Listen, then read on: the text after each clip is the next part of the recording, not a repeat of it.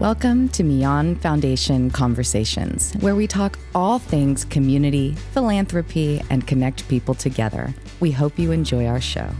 Welcome to Millan Foundation Conversations. I am Jeff Truitt, your host for today's conversations with three of my friends from the Millan Foundation Community Outreach Committee, George Watson, Ethan John, and Mikeila Ramos. How are you guys doing today? Great. Good. Good. Y'all having a good, today is Friday. It's beautiful outside. Impending weather coming, but it's still a beautiful Friday. Y'all got big plans for the weekend? Not get swept away by the weather. Yeah, stay safe. Stay safe. It is 𝗀𝗏𝗃, so just hang around. This month and next month, this is part one of a two-part series for the podcast.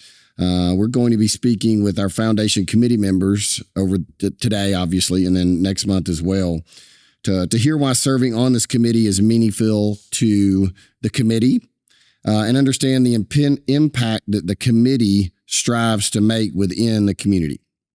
So first, I'm going to start with a little intro and a little icebreaker to get the conversation rolling. So first, I've already mentioned your names, but tell us your name. Tell us what you do outside of the Millan Foundation Committee. And also tell us one thing not very many people know about you. And so, Mikeila, I'm going to ask you to go first. Hi, I'm Mikeila Ramos. I am a residential assistant property manager at Millan Enterprises.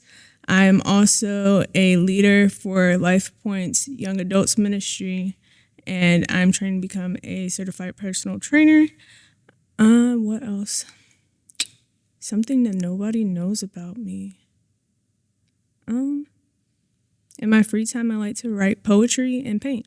Oh, wow. Wow, that's good. That is. Is there a poem you would like to recite for us? I'm all right. All right. I got the email saying you're going to interpretive dance that poem for us today. I used to do interpretive dance, actually. Oh, so maybe we There could you go. maybe we could get that going here towards the end of the podcast. Commercial That'd be break perfect. would be doing that. That'd be perfect. Soon to come, a interpretive dance by Mikeila. Ethan, what about you? Well, they call me Ethan. I am a medical school graduate who works on mostly preventative medicine. I work with a couple of companies. Some of them are not even in the U.S., so I do mostly telehealth and stuff like that. And with Millan, I know it's outside of Millan, but when we go, we see patients over there, so I combine those two worlds. But I also do short-term rentals on the side, so I still have something to do here in the U.S. And something most people don't know about me, I guess, would be I actually paint too. Wow. I feel like I don't really have any kind of cool hobby. Like interpretive dancing and painting. I didn't say interpretive, just paint. I'll just paint. That's outstanding. My dancing career is over. So now just paint. I understand Were that. you breakdancing? Yeah. I used to teach a hip-hop dance class back in the day. See, there you go. We're gonna, hey, the end of this Long podcast time is going to be ago. so. I'm so glad we're videoing I this. spent a lot of time in a car with him, so yeah, Oh, okay. that's how I know that. He knew that, yeah. Yeah, outstanding. What about you, George? Well, my name's George Watson. I have a diesel repair shop and upfitting shop, and I don't know. I think I'm kind of open book. I think I don't know what I'm hiding here. I would fair statement you are an open book.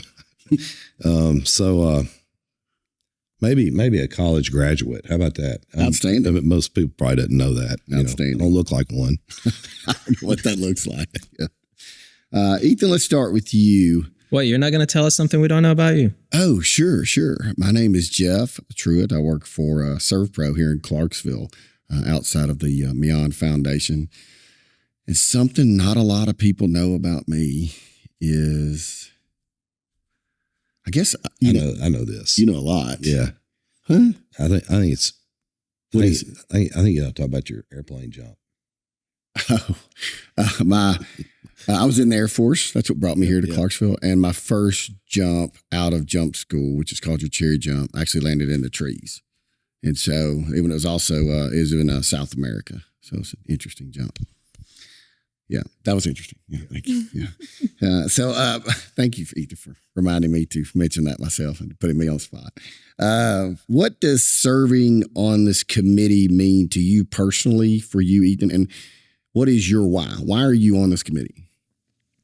It all started, I guess, the big pictures. I got involved with Millan when we did the first Guatemala trip, and originally was supposed to be just having a medical guy in case somebody falls and breaks their ankle. We're not going to say any names. We will not say any names. We will not say any names. So that's how it started, and then evolved into just from our first trip. People here, there's a doctor, and we realized one of the villages we go to was 12 years since the last time they'd seen any kind of medical help. So we started working with them, and second time we went, George was with us, and 300 people later.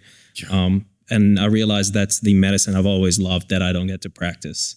It's people who don't have access, very minimal, like do what you can in the spot. So that's how I got involved into Millan overall. And then just being with them, I saw how it is a unique opportunity, because Millan doesn't just decide to wake up one day and start a new project, but we see all the projects that are already happening that need a step up, a helping hand, and we do our best to make sure they get their job done. So we're not only a foundation that does work, but it's a foundation that helps other foundations achieve their goals too.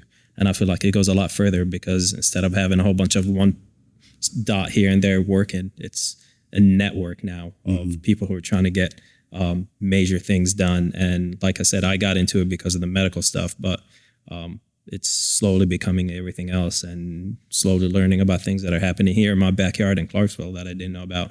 So that's what it means to me, is just not only helping people, but helping other people help people too. And I think that's unique. One of the things as part of the committee, I think I brought it up in one of our first meetings, is what is the purpose? Because we've had not a hard time, but I think, working with Leo and working with Lily, it's like, just go do this.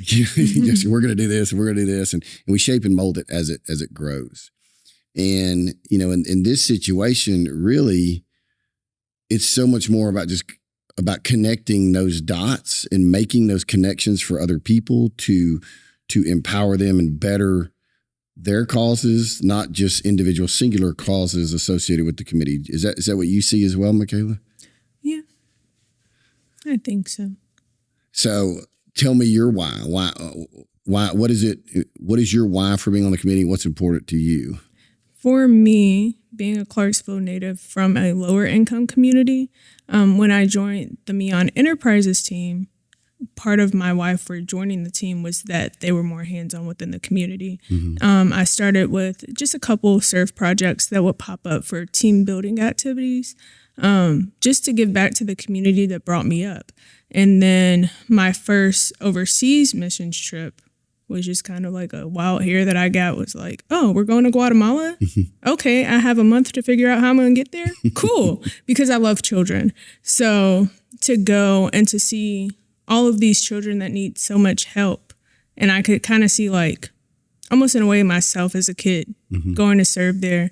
So that's kind of my why, is just being connected with all of these different nonprofits and figuring out ways to help them impact the lives of the young people and old people that have never had access to different resources that we can bring to the table, or different ideas that we can bring to grow them in ways that they may not have thought of. So you were on the first trip to Guatemala with Ethan, or the second trip? Both? The first. The first trip? When you saw those kids, and I understand that, and it's tugging on your heartstrings, it's so easy to do.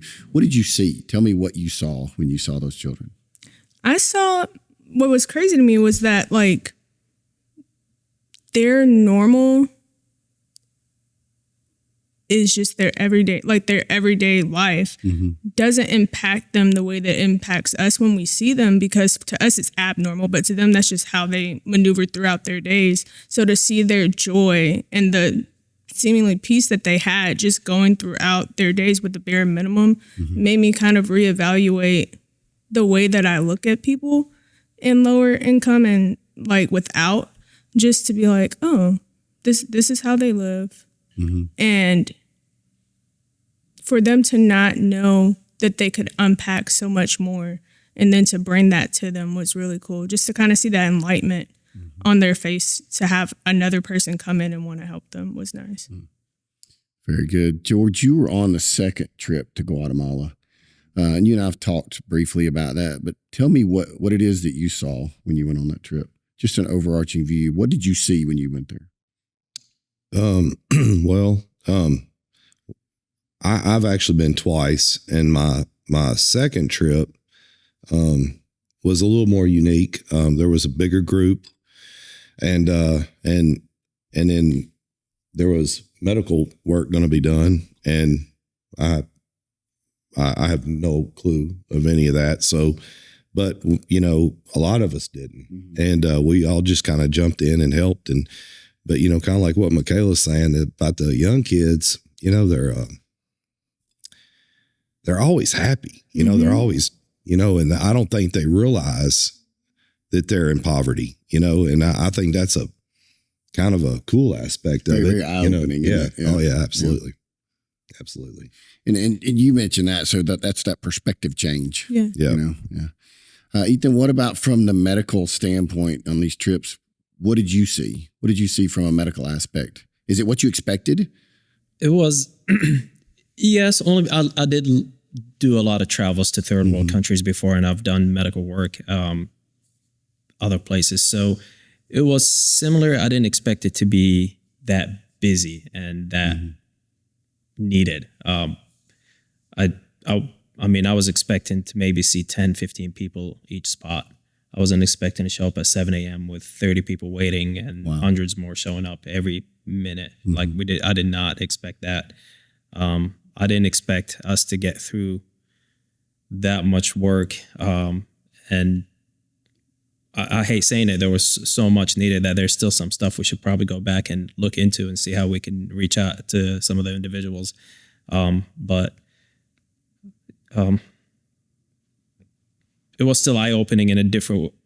You mentioned something about seeing the I guess the poor kids when we went to the orphanage, but I guess the eye-opening part in the medical world is that those kids were the most rich when it comes to having medical help, right? Because anybody who's living outside the walls of that facility can't get half the stuff that those kids had. So in that aspect, and I hate saying it this way, because you know, some of them don't have parents, some of them have terrible home condition. That's why they're in an orphanage. But in that aspect, those were the lucky rich kids. At least they gave them access to healthcare. They had healthcare. They have good healthcare in that area, and they're loved. They were loved. They had clothes. They had warm clothes, warm places to live. They had warm food. So it's eye opening that in the U.S. when we find kids that are in orphanages or in the foster system, you'd feel bad for them, and over there, it's almost like the opposite. Yeah, you're the one. You those are the ones that might have a bright future. So that I was not expecting that. That would be the most eye opening one. We talked a little bit about perspective. We talked about with the children. You know, Luke 12:48 is a verse that's often used within the Millan Foundation. To whom much was given, of him much will be required. What does that mean to each of you, George? What does that mean to you? Well, I mean, you know, we've all been blessed. Sure, you know, certainly. And we go to these other countries, and I mean, there's people. These people aren't blessed like we are, you know. And I mean, even from I was listening to Ethan talk, so I'm gonna hit on that for a second. But you know, at night we would go buy medicine, and the next day we tell them to come back and we'll give them the medicine that they needed. And I mean, we spent nothing. You know, I mean, it was, you know, $30 and we got enough medicine for 10, 15 people, you know? And so, you know, you gotta think about that in perspective, you know, like, you know, we were fixing problems off of 15, 20, $30, you know? And, so, I'm not sure if I answered your question at all. Yeah, that does. I mean, just to have the ability to do so, you know, and the perspective of that $15, $20, $30, whatever that is, for us versus the children that were in the orphanage. You know, but also, you know, here in a, you know, I've said this before, and here in America, you know, if you need something, you can obviously get whatever you need here, right? But down there, and not just in Guatemala, but other places in the world, you know, they just don't even have a resource for clean drinking water. And, and Ethan will back this up. Most of the people that they've saw and treated, most of them's issues come from poor water, and so something as simple and as something we all take for granted, who brushes their teeth and leaves their water running. Leave it on for a couple of minutes till it warms up. They don't have that luxury, so, So the mission of the Millan Foundation Community Outreach Committee is, or really the mission statement of the Millan Foundation in general, is to create a legacy of impact through our love for Christ. We unite with good people and create organizations to broaden and strengthen their footprint. And I think their footprint's an important word there. I think a lot of people's early perception of the Millan Foundation was that, as we said earlier, it was the Millan Foundation was going to do these projects, but it's really the empowering and strengthening of their footprint, of the other individuals. And so, Ethan, with that mission statement, how do you feel that the community committee contributes to that mission of the foundation? Well, that's one of the first thing I talked about is that's what I loved, is the fact that we don't just go in there and do a project, but we work with other people who are trying to do a project, but they need help here and there. And, with Millan, like just off the top of my head, we work with 𝗙𝗫𝗄𝗏 Foundation. We work with, we are getting connected with the Moore Clinic, with the 𝗀𝗁𝗍 Foundation. So we're always working with other people. And the reason why I like it this way is because we look at the work those groups and foundations are trying to do, and we see they're fruitful. And I'm more than happy to put work and effort into something that I know is going to produce a lot of fruit, right? And kind of goes back to that Luke verse, they'll get more because they're doing more type of stuff. And that's what I like about what we're doing here with the Millan Foundation is not only are we trying to achieve our own goals, but we're looking for good, and I hate using the word worthy, but that's the best word I have in mind, good and worthy foundations and groups out there who are already doing great work, but let's just bump them up to the next level.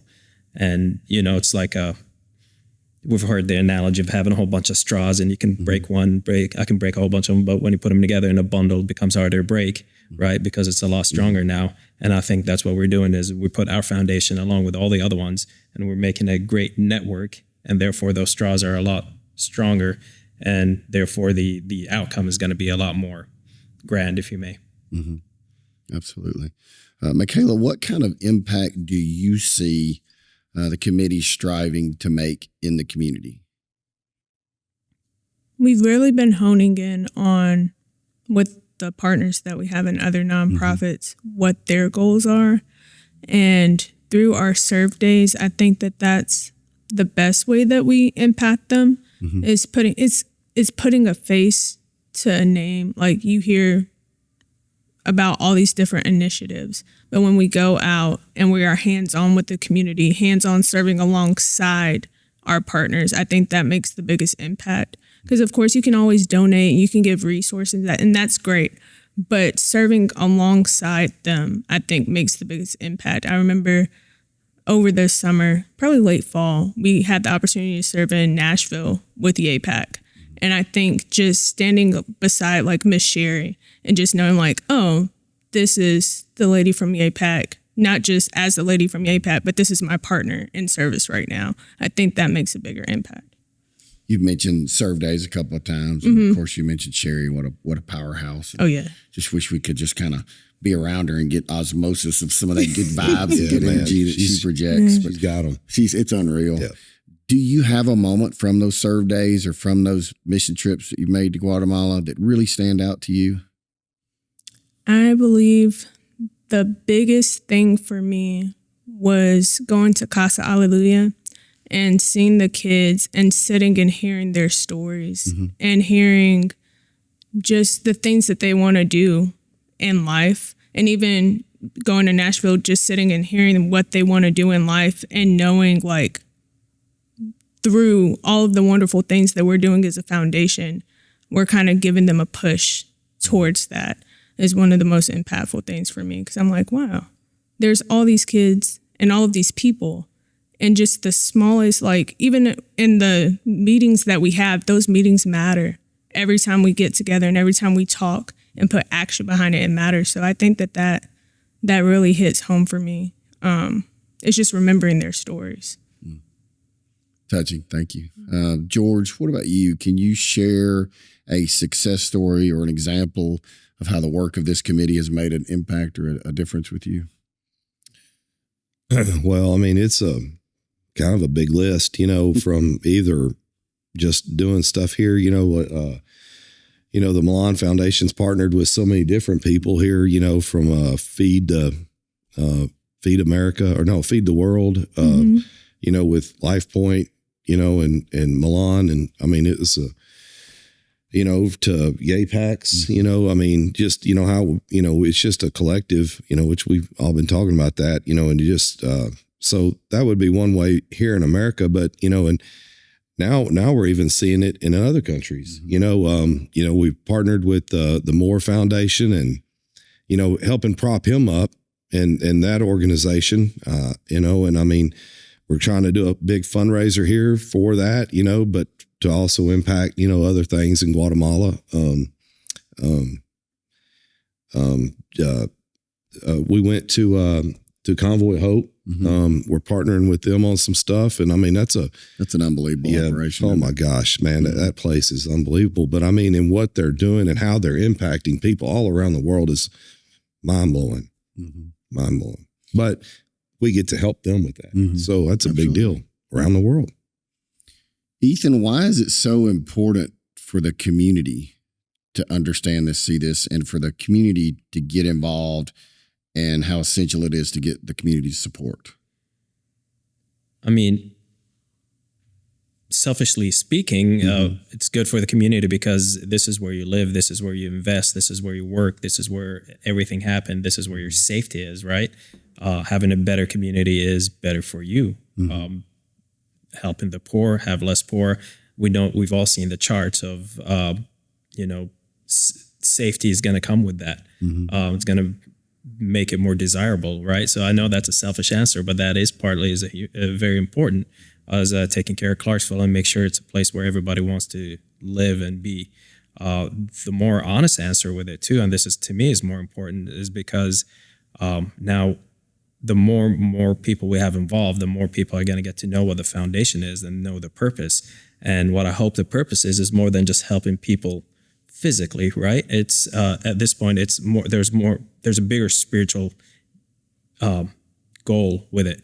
If we look at how Jesus worked, every time he would help somebody, if somebody's hungry, thirsty, or sick, he would help out the physical need, and then he would give them the spiritual needs that are 1,000 times more important than the food they eat, right? There's a spiritual food they need to eat that's more important than just the physical one.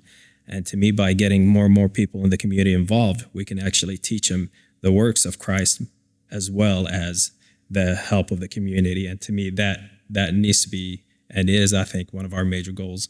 But that's basically my two answers put into one. No, I get it. I mean, it's almost in its simplest form. It's just the right thing to do.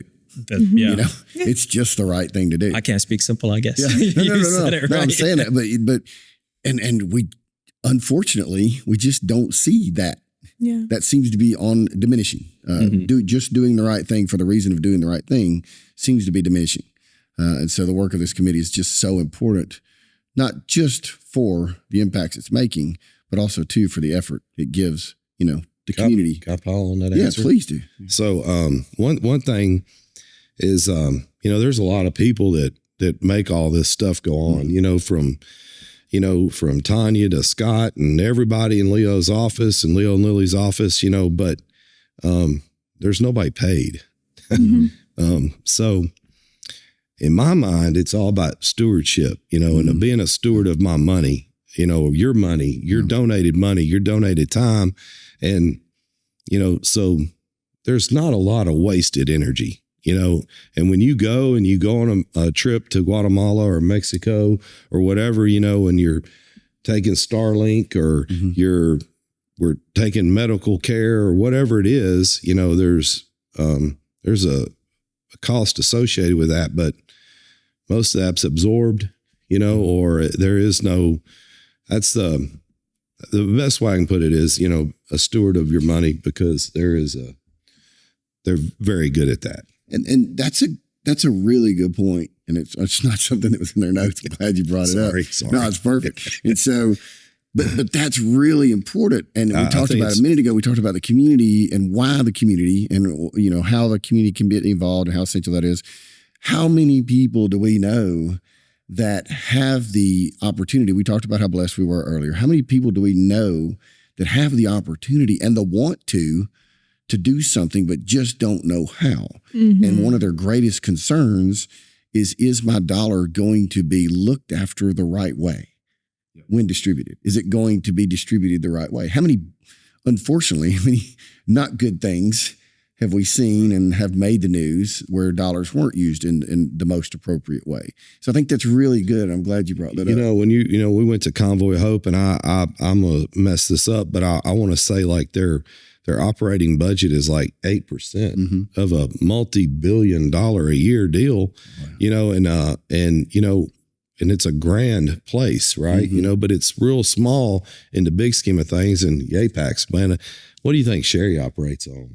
It's unbelievable what she does with the dollars a little bit of overhead costs she has. So I also see that as, Millan's partnering with people that kind of got aligned value, when you look at financially. That's right. When you look at let's be real. None of this happens without financing. That's right. That's true. To be clear. So, but that's a great point, George. I'm glad you brought that up. Because as we've said, we all know people that really want to do better, want to do the right thing. We just want to make sure it's done properly. Well, and I'm probably speaking out of turn on this too, but I would say Leo and Lily, their goal was to do this and the family, no matter what. But we all get to be a part of it. Absolutely. So, recently the community committee has been pushing forth the tagline, hashtag, because we're big on hashtags. Yeah, I don't even know what that is. Fill me in later. Lifting visions, crafting change. That's why we're going to refer to the youngest person. Right. Lifting visions, crafting change. Tell me, Mikeila, what does that tagline mean to you? For me, tying back again to our partners that we help out, it's promoting the change that they want to see in the community by making sure that they're fully supported with the proper resources. And that's where we come in. That's where the community comes in. Something that lingers in my mind often is just operating in selflessness. And that's the best way that you can empower someone, is not looking for a return for yourself, but looking at how that one seed can spread out to many. And I think that that's what that crafting change is. It's knowing that as the vision is lifted, you may not always see every single outcome, but every seed that's spreaded is going to craft some form of change in someone's life that they can, again, pass on, like Ethan was saying, to other people that we may not ever meet, but it'll go to impact communities that we may not step foot in. So that's what it means. You mentioned it a couple of times with that crafting piece of that crafting that change, being a change agent. Yeah.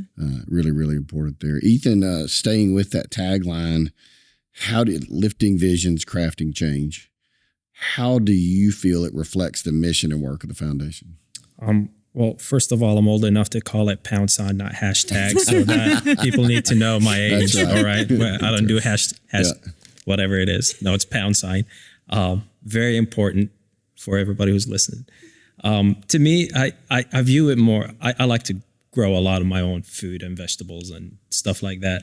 And to me, I see it more like as a gardener or a farmer, where you're planting the seeds and then you're slowly seeing that tiny seedling become a fruit tree. And I was literally just talking about this to somebody about an hour ago, how last year I was able to harvest pineapples and passion fruit here in Clarksville. Not a common thing, but it took a lot of work. It took a lot of effort, but to finally harvest a pineapple that you grew yourself, and to finally eat passion fruit that you grew yourself in middle of nowhere, Clarksville, Tennessee, the amount of joy that brought me, it wasn't normal, but it did. Yeah. Right. And to see that same thing we can do in people, right? Talking about being fisher of men, but there's a lot of work into harvesting and to reap the harvest. And we hear that biblical talk a lot. So to me, that's how I see it, is we're just out planting seeds, and some of them are going to grow in good soil and produce good fruit. And hopefully all of them do, but it's kind of nice to see that process of everything growing. So that's how I see it. Some of them need a little bit more attention. Some of them, some of them get good water and get good sun. Some of them like need tomatoes, they'll grow. Don't just look at them every once in a while. They'll grow, but then some of them require a lot of TLC. Thank you. George, this question's coming. And I'm going to make you talk about it. I'm going to find a different way around it till we get to it. My question to you is for you to share, using that hashtag, lifting visions, crafting change. Share an example of how you have seen the foundation lift visions and craft change. Oh, okay. Well, all right. So I know what you want me to say, and I'll be more than happy to talk about it, and Ethan can chime in on it. Sure. But I want to start with, so Leo and his team will get somebody to go and build a kitchen onto a school. Mm-hmm. So when you're talking about spreading a seed, so the community is paid, people in the community is paid to build the kitchen. Mm-hmm. All right. And so then those people have money, and now the school has a kitchen. Well, if the school has a kitchen, the government of Guatemala will give them food. Mm. So it's just really navigating those waters. It's like Correct. So many people go, I just want to go give them some food. Right. Well, in essence, what you're doing. But I want you to let them help themselves. But, but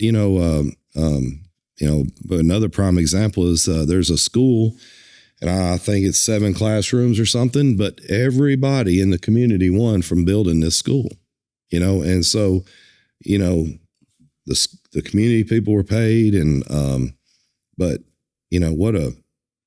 what a blessing, and it's a trickle down effect, so you're still spreading those seeds, but, a kitchen, feeds all the kids in the school, Hey, that's important too, to be, because the one thing I've watched Leo do over the years is patience. Patient enough within that situation. It drives me crazy, doesn't it? I don't even know how he does it, to be honest with you. To learn enough about that situation to realize we don't go take food. We figure out the way that we can sustain food, by different avenues and different channels, by building the kitchen in that situation, by the government providing the food. If you have a kitchen, that then you can feed for years and years to come. So having the patience to do that, I think it's really, really neat. Please tell us the story. Mikeila, forgive me, I don't know if you were there or not. I think you were, of the lady that you guys met in Guatemala. And Ethan, you as well. I'd like to hear this story. You were not. I'm assuming you're talking about 𝗀𝗶𝗶𝗶𝗶. Yes. The volcano.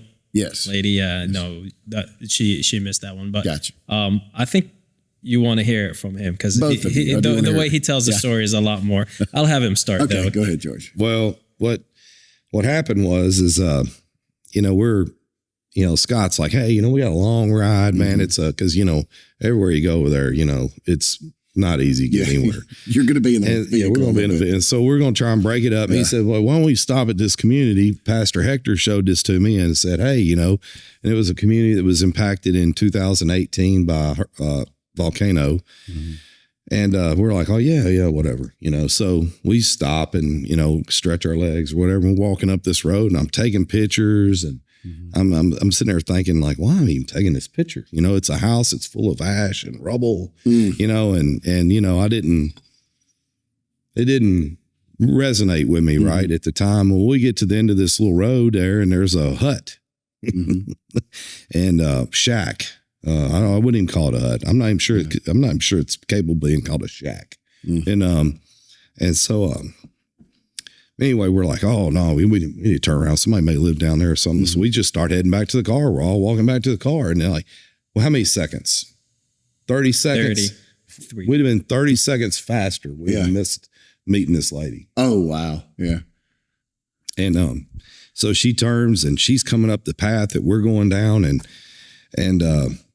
so, obviously she doesn't speak English and I don't speak Spanish, and Leo and Lily and Scott are talking to this lady, and and I don't know what she's saying, and Ethan he speaks a little bit, and he's kind of giving me some stuff here, and we're all kind of talking, but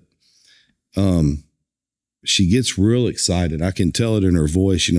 Her voice is getting elevated, and she had her hair up, and she pulls her hair down, and Lily's like running her hair hand through her hair, and I'm just trying to get my head around what's going on here, but it was an amazing experience, and Ethan, jump in anytime here, but. Were you able to pick up a little bit of what was going on right there when y'all first met? Oh, yes. I don't speak Spanish, but I understand enough of when she was saying the phrase. I understood enough words that I can kind of almost fill up what she's saying. And then it was confirmed by Scott and Lily afterwards. They were telling us, but the story was so unique, and I think we shared it so many times that I don't want to give like too much about it. But basically, she just kind of, the highlight of the story is this lady who saw her whole family and her whole life get literally swept away by a volcano, somehow survived. And she was telling us the story in the spot where the pyroclastic flow was going around her, right? And it was confirmed because you see the ashes on both sides of the street, but not in that area. You see the homes that were actually nice, I would say. Right. They were, and they for were Guatemala standard, they were nice.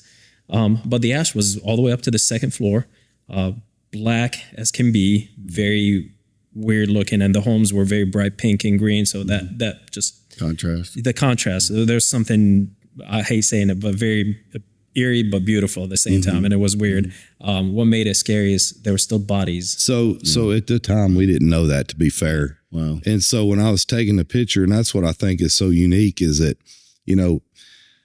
that's a tomb, if you will, or a burial site. She lost 56 family members. The whole entire community was gone. She's the only survivor. But just to hear her story, and like she's standing there telling. She said, I believe, quote me if I'm wrong, she said, Lord, if you save me, I will tell this story. And she stood there, and the ashes went around her. She pulled her dress up, and her legs were burned from where these rocks would bounce up and hit her leg. And you could see the burns on her legs and her feet. The scarring, yeah. And so, so fast forward a little bit, Scott's been back several times, to include Sherry, and her life's been impacted even today, by a meeting. I think the part that touched all of us probably is everybody. We have this 2 vehicles full of people who are more blessed than 90% of that country easily. Yeah, easily. And we go into the lady who was probably had one of the hardest lives of about 90% of that country easily, right? And we're coming there as the heroes trying to save her, and we're going to give you shoes and a coat, and here's some food, money for food. And immediately we're like, hey, let's pray for you. And she drew a line, and she starts praying for us and blessing us and all that stuff. And her faith was like, that's when it hit everybody. Is like, wow, like no, that's faith. Talk about faith of the mustard seed over there. So Ethan and I were standing outside. So they're actually in her little home, and using that word loosely, right?